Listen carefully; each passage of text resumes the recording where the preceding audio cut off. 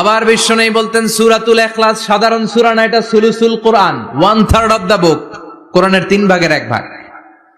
কোরআন 30 পারা, এই সূরা একবার তেলাওয়াত করলে 10 পারার সওয়াব হয়ে যায়, 2 বারে পড়লে 20 পারার সওয়াব হয়ে যায়, 3 বারে পড়লে 30 পারার সওয়াব হয়ে যায়। পড়েন সুবহানাল্লাহ।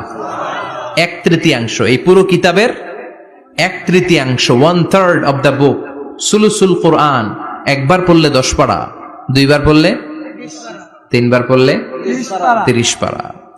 এজন্য পুরো কোরআনের শিক্ষাটাকে প্রেসাইজ করলে, কনসাইজ করলে 3টা শব্দ দাঁড়ায়, তাওহীদ, রিসালাত, আখিরাত। যেহেতু সূরাতুল ইখলাসের ভেতরে তাওহীদের কথা আছে, তার মানে 3 ভাগের 1 ভাগ কথা আছে না নাই? সুবহানাল্লাহ পড়েন। সুলুসুল কোরআন, 1/3 অফ দা বুক, একবার পড়লে 10 পারা, 2 বার পড়লে 20 পারা, 3 বার পড়লে পুরো কোরআনের খতম।